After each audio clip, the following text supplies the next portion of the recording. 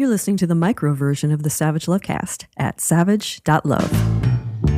If you're stuck in a relationship quandary, or if you're looking for sexual harmony,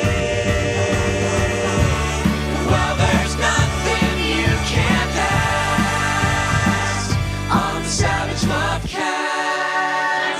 Lovecast. It feels like every week I start the show by documenting the atrocities, which gets harder to do every week because there are so many atrocities to choose from.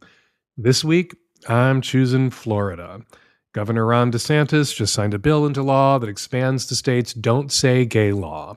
The original Don't Say Gay law, signed by DeSantis back in March of last year, covered kindergarten through third grade. It banned all instruction about sexual orientation or gender identity with very young children, third grade and under, and we were told at the time no one needed to be talking to first graders about gay people or trans people anyway, so it was a big nothing burger, and we were being hysterical when we compared Florida's Don't Say Gay law to Russia's anti-gay propaganda law, which originally criminalized being out in front of children, but has now been expanded to criminalize being out at all, anywhere, period, ever.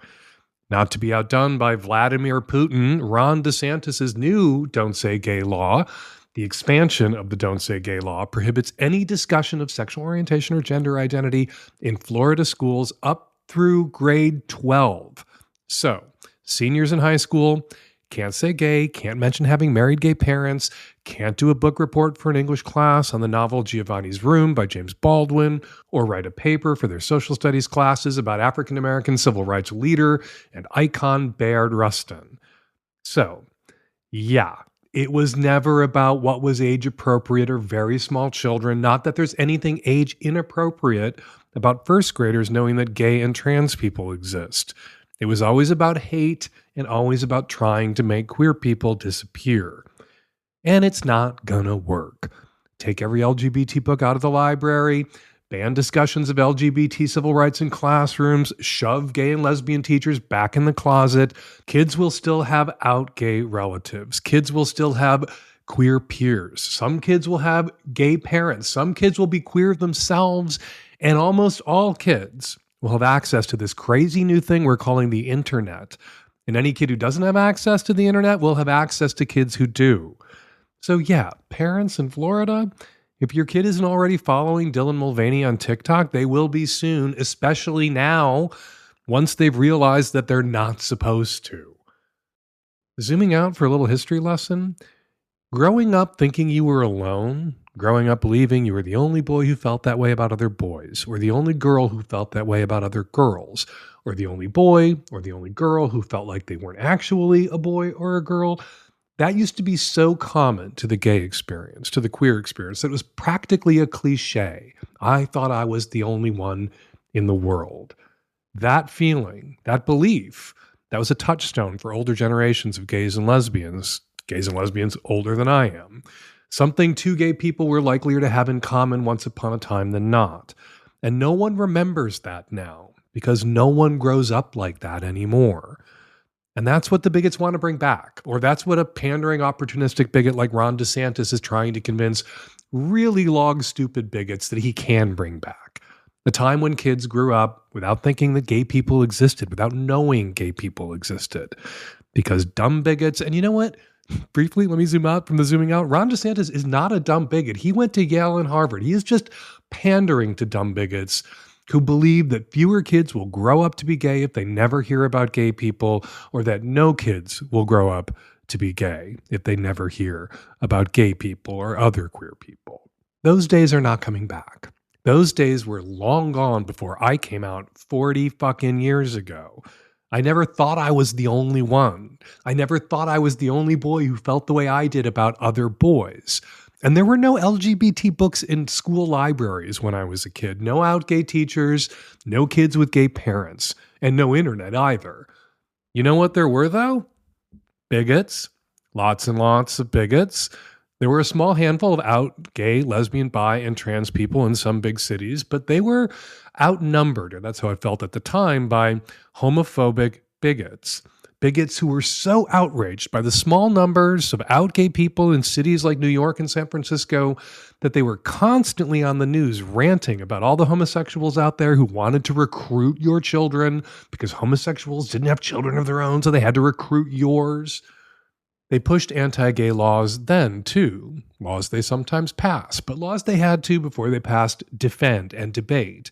And for the first time in history, out gays and lesbians were willing to be quoted by name and show up in public, even on television, to debate the bigots. So, when I was a kid, Anita Bryant and John Briggs made sure I heard about people like Harvey Milk and Sally Gearhart. And today, bigots like DeSantis, bigots pushing don't say gay laws, bigots who rebranded recruiting as grooming, they're in for a surprise. Just like Bryant and Briggs and Falwell and Helms and a whole bunch of other forgotten dead bigots before them, their efforts to shove gay people back in the closet, their attacks on LGBT people, on our rights, they're not just going to fail in the long run, but they're going to fail spectacularly. They're already failing in an important way. They're kind of self-negating. Because it turns out you can't say don't say gay without saying gay, which means the person in America saying gay the loudest right now, the person in America letting gay kids all over Florida and all over the country know they're really not the only one out there, Ron DeSantis. If I could speak to all the dumb bigots for a moment, I would warn them what they want to return to. Queer people growing up thinking they're alone, thinking they're the only one. You already tried that. And queer people who grew up thinking they were alone, all those gay boys and lesbian girls who thought they were the only ones in the world in the 40s and 50s and 60s, that was the generation that rioted at the Compton Cafeteria in 1966 and at the Stonewall Inn in 1969 and at San Francisco City Hall in 1979 after the man who murdered Harvey Milk got off with a slap on the wrist. So, bigots, still talking to bigots here, even if you could somehow manage to isolate gay, lesbian, bi, and trans kids today like you used to isolate gay kids once upon a time, once all those queer kids grew up and realized that they were not, in fact, alone and that they didn't need to suffer the way you made them suffer, they're going to be mad when they come out, which they inevitably will. And when they do, like previous generations of gays and lesbians and bisexual and trans people, that generation you worked so hard to isolate, going to come out swinging. All right, before we start, two quick things giving me joy right now because, as I saw in a meme on Instagram, queer joy is an act of resistance. First, a little personal and professional joy. I got to bring Hump to Berlin over the weekend. Berlin is a city that occupies a very important place in my heart. I had many formative sexual experiences in Berlin in my 20s. My husband and I have spent a lot of time in Berlin. Berlin is where I met my boyfriend. So bringing Hump to Berlin was very special. I want to thank everyone who came to Hump at Movie Mento in Berlin over the weekend, and we will be back in Berlin with a whole new Hump next year. Also giving me joy right now, motherfucking Lizzo, bringing 20 drag queens onto the stage during a recent show just days ago in Knoxville, Tennessee to protest that state's drag ban. As I sit down to record, conservative commentator and anti-trans, anti-drag, anti-gay bigot Matt Walsh is calling for Lizzo to be arrested, thrown in jail. To be clear, Lizzo did not break the law. Yes, Tennessee passed a drag ban, but a judge suspended the drag ban. Cannot be enforced right now on the grounds that it violates the right to free expression is guaranteed in the First Amendment, a shot I called back when the ban first passed. I predicted that this would happen, that it would be challenged on First Amendment grounds, and hopefully, so far, successfully, but, going to land in front of the Supreme Court. We will see. But giving me joy, the same weekend Republicans started to freak out about losing the youth vote. Gen Z is turning out to vote like no other generation before it and voting overwhelmingly for Democrats and progressives. Yeah, the same week Republicans start to freak out about losing the youth vote, conservatives call for Lizzo to be arrested. Not how you win the youth vote. So, Berlin and Lizzo, thank you for giving me joy over the weekend. And watching Gen Z hand Republicans their asses in the next 7 or 8 election cycles, that's joy we can all look forward to. Okay, coming up on today's show, on the micro, tons of your Q's, lots of my A's, and joining me on the Magnum Savage Lovecast, comedian Mae Martin, comedian, actor, writer, and producer Mae Martin. Mae has a new stand-up special streaming now on Netflix called Sap. They join me today to talk about their new show, their new stand-up special, and to give a little sex advice. All that coming up on today's Savage Lovecast. This episode of the Savage Lovecast is brought to you by Foria. Foria crafts 100% all-natural sexual wellness products so you can experience deeper intimacy and transcendent moments of sexual pleasure solo or with your partner or partners. Get 20% off your first order by visiting foriawellness.com/savage. That's FORIA wellness.com/savage. Hi, Dan and crew. I have a couple online dating questions that I realize might be a little paranoid and hand-wringy, but just wanted to get your insight. So the backstory is I'm in a long-term relationship, a really great one, and we just open things up to where we can hook up with other people when one of us is traveling. So I'm on the apps, and it's my first time with that, as well as my first time entering a field with pretty strict licensing and ethics aspects. So my first question or concern is really about reconciling my desire to sex, to share hot photos of myself with potential hookups, with my growing fear of either revenge porn or it eventually at some point in time impacting my career. Like I feel like I constantly hear of people in adjacent fields, for example, teachers losing their jobs for this. And so I've become so fearful of sharing photos, even, quote unquote, smart ones without my face showing or identifying marks. So I guess there's no one answer here. Maybe I'm just looking for more of a helpful, calming philosophy or logic from you or your listeners that can re-encourage me to engage in online flirting and sex the way I want and mindfully without having a panic attack about my future and job every time. The second question is a bit more straightforward. When it comes to safety protocols for app hookups, what's the best practice and most common practice these days? I mean, I know to meet somewhere in public first and to tell a friend where I'm going to be, but I'm more specifically wondering what sort of info I should request from the person I'm meeting. I've heard that asking their name and number is the thing to do. I've also heard people talking about asking for a picture of an ID, but that seems a little over the top to me. Plus, it's not like I would want to share my ID or last name with someone because see previous question. So I appreciate any insight you and your listeners can offer for this online hookup newbie. It's hard to balance, what our mothers taught us. You can't be too careful with the awareness that when it comes to sex and relationships and dating or anonymous or nearly anonymous hookups, no risk, no reward. If you're uncomfortable with the risk of sharing your photographs, your name with someone, and this is how people meet now for anonymous hookups, one-night stands. If you're uncomfortable sharing your name, your photographs, you're probably not going to be able to arrange those hookups online very easily. And yeah, there's a risk. There are photo collectors out there. There's liars and trolls. There are people scraping dating profiles, the internet, these interactions they might have with other people that they're lying to on the internet for dirty photographs and dirty sex messages. Most of these people have no intention, the liars, the scammers, the fakers and flakes, no intention of meeting up. And most aren't going to publicly share your photographs, but there's always a chance that someone would post those pictures publicly, screenshots of your thirsty text messages. That is a risk. I sometimes think that risk looms larger in our imagination because when we hear about a case where somebody posted somebody's dirty photographs or sex messages on the internet and got them in trouble, cost them a job, it makes the news. Sometimes it's a literal criminal case thanks to revenge porn statutes. And then we look at that, and that's the prism through which we view all that sexting and pic swapping with strangers that people might be interacting on the internet with. And that's a distortion because there are millions and millions and millions of people every day who are on hookup apps, gay and straight, everything in between, cis and trans, everything in between, and aren't having their pictures posted or aren't falling victim to revenge pornography.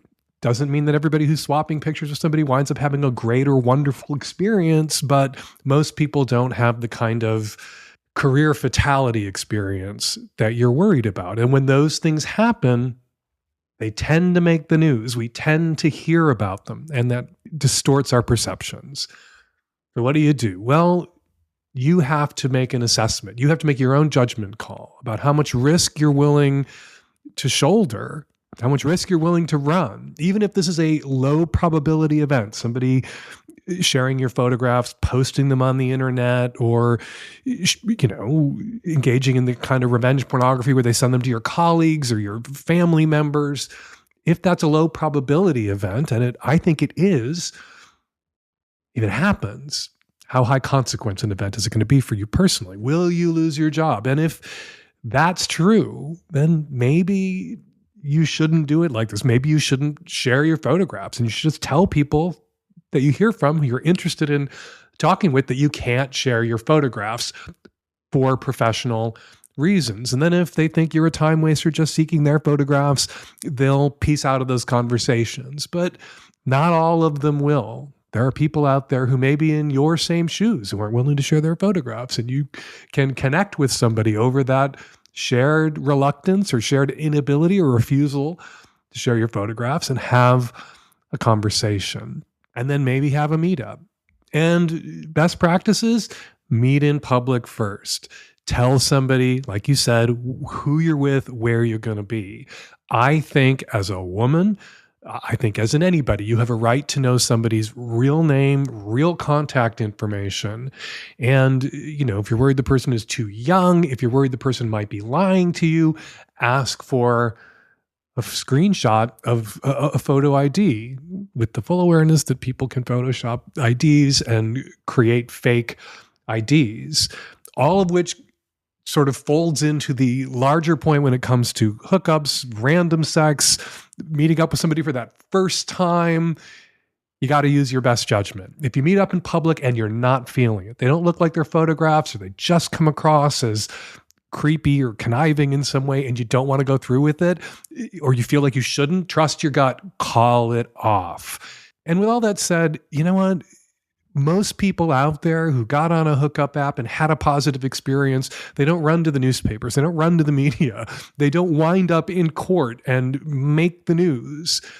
There are people out there every day having good experiences hooking up online. And I think that's something that you have to remind yourself of when you are assessing the risks here. The risk-benefit analysis, risk versus reward. Risk is also exciting, and there's some part of putting yourself out there a little bit that's going to crank you up, turn you on. You just have to be careful that getting cranked up and turned on by that inherent risk isn't clouding your judgment. You got to set aside the dickful or twatful thinking every once in a while. Maybe get a little post-nut clarity when you're thinking about somebody, and then trust your gut.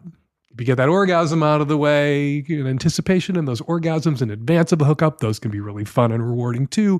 You might think better of something or perceive a risk that's too great to run, that when you were super duper horny and fantasizing about meeting up with the stranger, you were not able to see.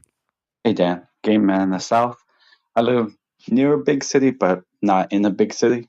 And I was asking if you or any of your listeners knew how to meet up with trans men. I've had plenty of sex with cis men, dated cis men, but only ever talked to trans men on Grindr. But I don't want to come off as fascistic or like a chaser, but how do you meet a trans man to hook up with, or I don't know, date if the connection is good? Like, how's one going about meeting a trans man in the South? Well, it's obviously going to get a little harder to meet trans men in the South as anti-trans legislation continues to sweep through red state legislatures and be signed into law by red state governors. A lot of trans people are going to be voting with their feet. As I mentioned at the top of the podcast recently, Missouri, the governor of Missouri just signed a law that basically bans gender-affirming care, not just for trans kids, which has already happened in 14 states, but for trans adults, and will force trans adults, if they stay in Missouri, to detransition. The same thing is happening in other states, other red states. So yeah, in the South, it's going to get a little harder to meet trans men.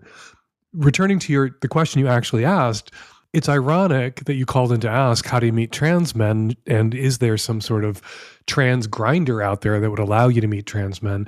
When you say that you've already met and talked with trans men on Grindr, the regular Grindr, which is a hookup app for men who want to have sex with men, and trans men are men, and some trans men are gay or bi, and those trans men are already on Grindr, and you've already been talking to them. But you're so self-conscious about coming across as a chaser that you haven't chased down the trans men that chatted with you, who wanted to be pursued by you, who were pursuing you when they initiated these conversations with you or engaged in these conversations with you.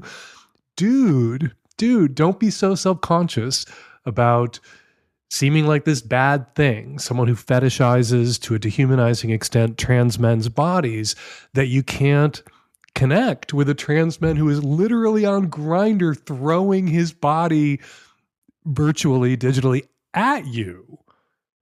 You know, I had Evan Urquhart from Slate, trans man writer, on the show a little while back. It's in the archives.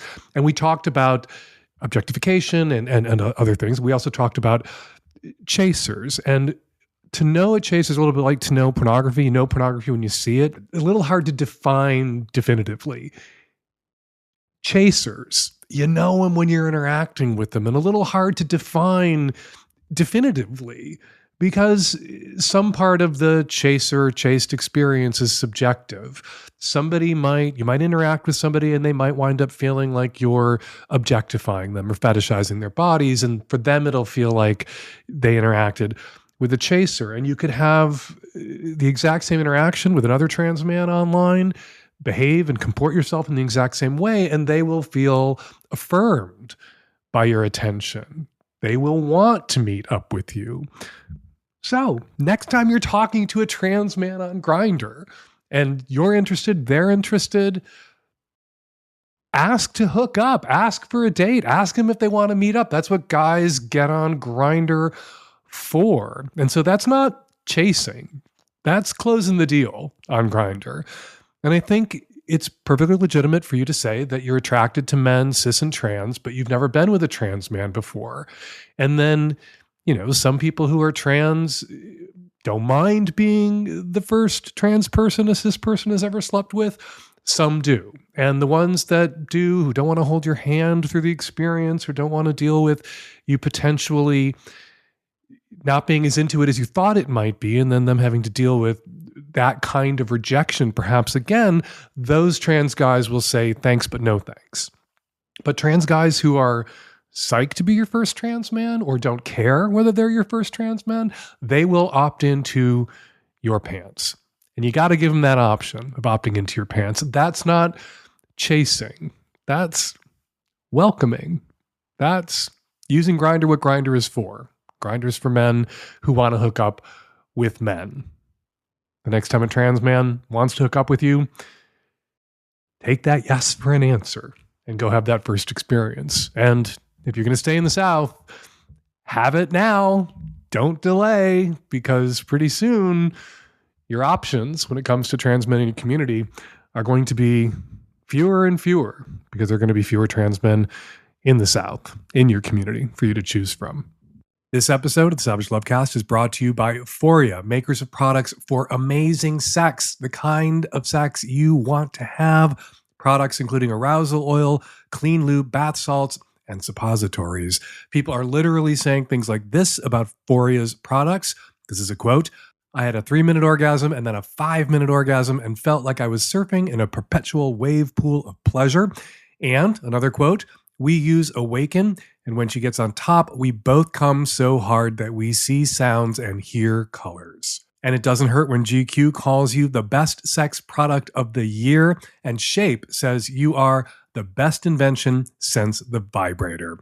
Now, this is a little personal, but Terry and I tried the suppository, and leave it to Foria to make suppositories sexy. They did it. I'm not sure what they put in there. I know there's CBD at least, but they have some serious love potion energy. So yeah, you have my permission to try this. I fully endorse you to go ahead and treat yourself to more, deeper, fuller pleasure wherever you can find it as often as possible. And you can start with a bottle of Foria. Foria is offering a special deal for our listeners. Get 20% off your first order by visiting www.foriawellness.com/savage or use the code SAVAGE at checkout. That's FORIA wellness.com/savage for 20% off your first order. I recommend trying their Awaken Arousal Oil and Sex Oil. You'll thank me later. Hi, Dan. I'm a mid-20s gay man living in the Midwest, and my question for you is about a situation with a friends with benefits. I met him a couple weeks ago on an app. He lives in a different city, but comes to mine a lot for business. So we really connected because we both have kind of a mutual interest in Dom-sub play. He's the Dom, I'm the sub. But the first time we had sex, it was really fun, but something happened where he was slapping my face and he hit my ear really hard, and it caused ringing and discomfort and a headache. So I told him about that, and he was apologetic, and obviously it wasn't his intention. And then the next time we had sex, I noticed that his phone was on the bed, and I asked him if he was recording, and he said he wasn't, but that he had taken a picture while I wasn't, I was facing a different way, and it was just a silhouette of me. Basically, I had a lamp on, and you could see the outline of my face and my body, but you could not tell that it was me. But he did not ask if he could take any pictures or anything like that. So I got upset with him. I asked him to delete the photo, but we continued to have sex, and it was really fun. And then the last time we had sex, he again hit me really hard in the ear, and I had to ask him to leave, and I was really upset, even though, again, it seemed to be unintentional. So I guess my question for you is, should I terminate my relationship with this person? I really like him. We have really good sex. And as sure as you and some of your listeners know, when you find someone who vibes with you kink-wise, really vibes with you, that's a hard thing to find. On the other hand, I'm kind of shaken by the consent violation of the photo, and I guess I would say the disregard for my boundaries on physical pain or that type of thing. So let me know what you think. You know what I'm going to tell you. You know what I think. You shouldn't meet up with this guy again. Hitting you so hard, slapping you across the face so hard, cupping your ear when he slapped your face to the point where your ear was ringing and you got a headache afterwards. That speaks to a kind of recklessness, even that he did it once. You said something to him and then he did it again. Yeah, no, the first time may be regarded as a misfortune. The second time looks like a kind of, I don't want to say carelessness. I'm paraphrasing Lady Bracknell here. It's an intentional disregard for your safety. It is a selfish prioritization of his pleasure. He wants to slap you. He obviously gets off on slapping you, and he doesn't want to have to pull his punches. He doesn't want to have to keep it safe. You're not safe with him. And if he's doing this sort of shit again and again, and we are not even talking about the consent violation of taking photographs of you that with your face visible without your permission, if you aren't physically safe with someone, that you're consenting to some pain play with, and he's proven to you twice that you're not safe with him, yeah, don't have a scarcity mindset. Yeah, it is great when you meet somebody whose kinks align with yours and that you vibe with and you have a strong connection with, but his behavior, each time you've gotten together, his behavior has demonstrated that he's disqualified. He has disqualified himself. And I tell you, if you keep meeting up with him and you communicate to him by continuing to meet up with him that there is nothing he can do that's going to result in you deciding not to continue meeting up with him, he's going to take that as a license to do whatever the fuck he wants, to continue to box your ears like this, to continue to take photographs of you without your consent, or worse. Don't reward this bad behavior. And don't have a scarcity mindset. Get on Recon. It's the dating hookup Grindr sort of app, website, kind of a Facebook social media site for kinky, gay, and bi men. There are tons of kinky, gay, and bi men in the Midwest. Something about being from the Midwest, I don't know if it's being Catholic or Lutheran or whatever, correlates very strongly with an interest in kink. You have options. You can't trust this guy. And if he's tying you up or you're ever blindfolded or hooded, yeah, there's probably more photographs that you don't know about. Don't see this guy again. Please don't see this guy again. Get online, get a personal ad out there, find some guys who you vibe with around kink and around play and who are safe and who will respect your boundaries and not prioritize their own legitimately sadistic pleasures over your physical safety, which he has done each time you've gotten together with him. No. Don't see him again. And you knew I was going to tell you that, and I think that's what you wanted to hear, and so you heard it.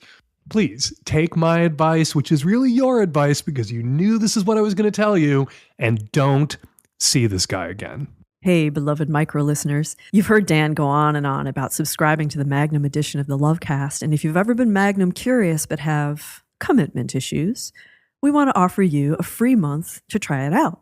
From now until March 2nd at midnight Pacific time, so for the next week only, you can nab a month-long Magnum subscription for free. Just go to savage.love/subscribe and use the promo code SAVAGESPRING. That's all one word, all caps. And I'm going to list off all the things that gets you, and it's going to take me a while.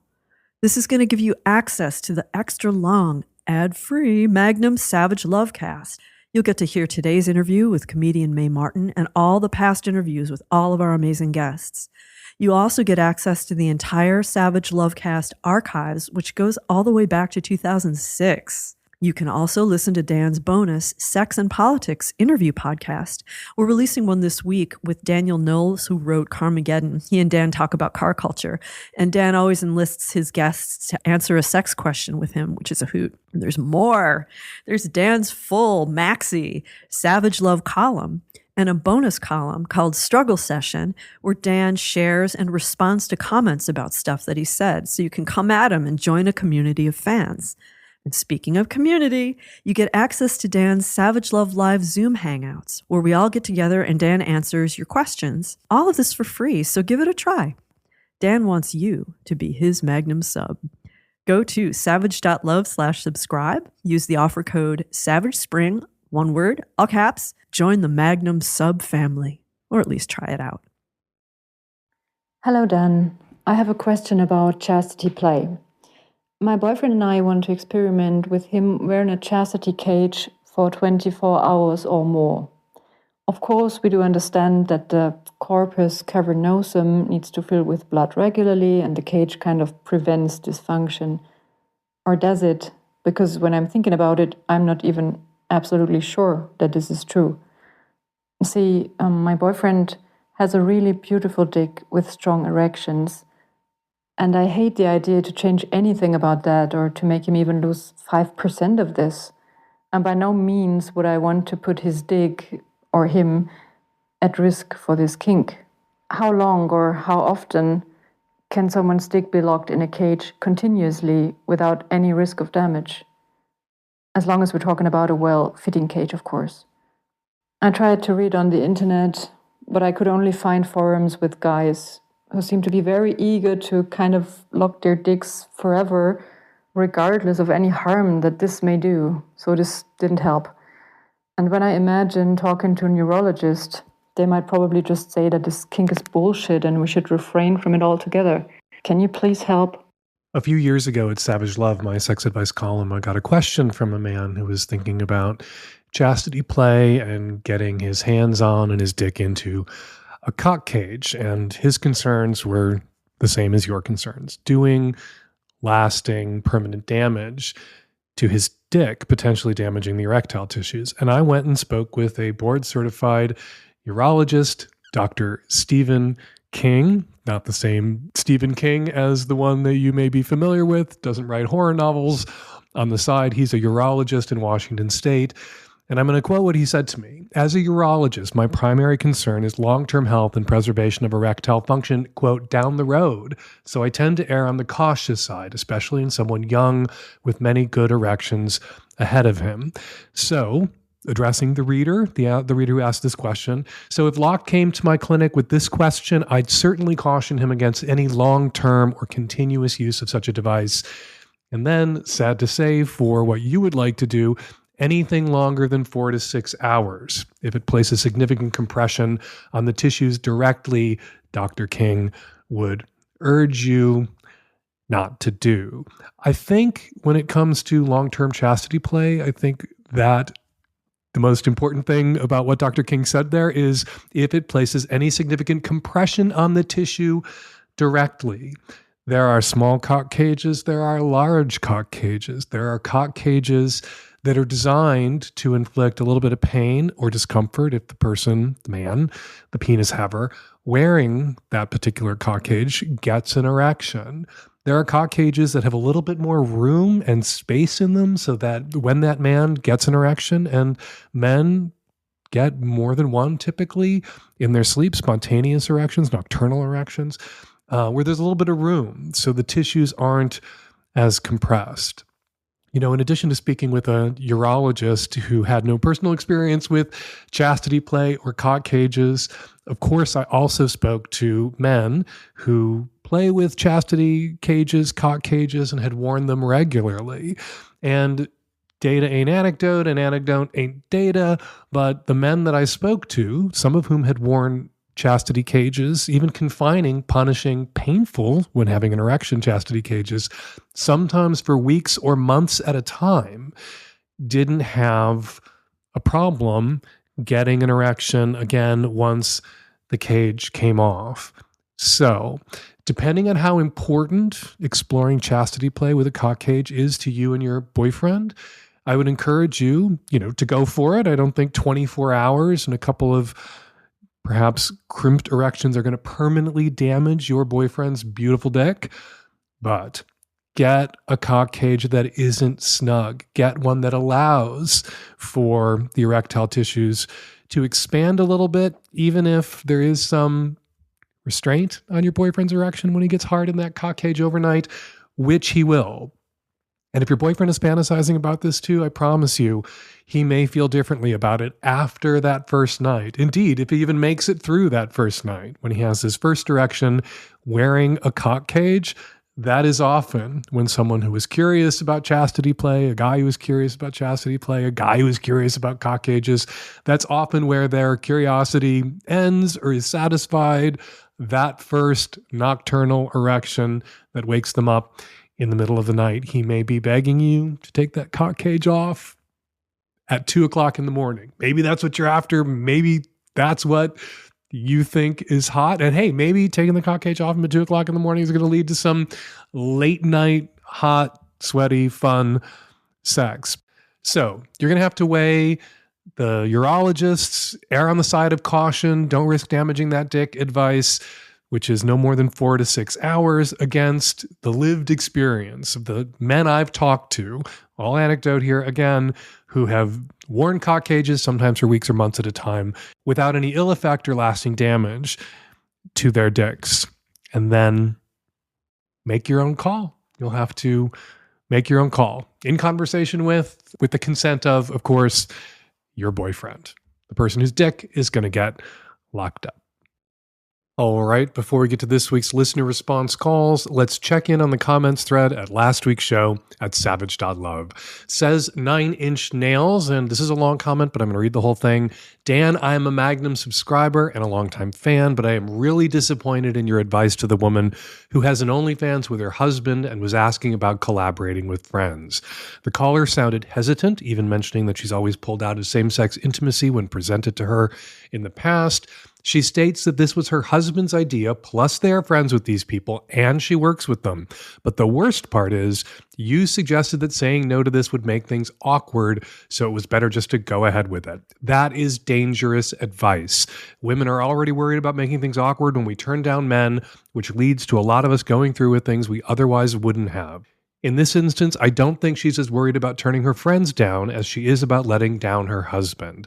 Unless she's super on board with this, she should really pass. That's really well said, 9 Inch Nails. Thank you for that comment. I was perhaps being a little too glib, the awkwardness of going through with it versus the awkwardness of not going through with it. The going through with it meant hot sex and content, but I clearly didn't listen closely enough to that call. So thank you for your comment. And I hope the caller who asked that question either read your comment at savage.love or heard me read your comment just now.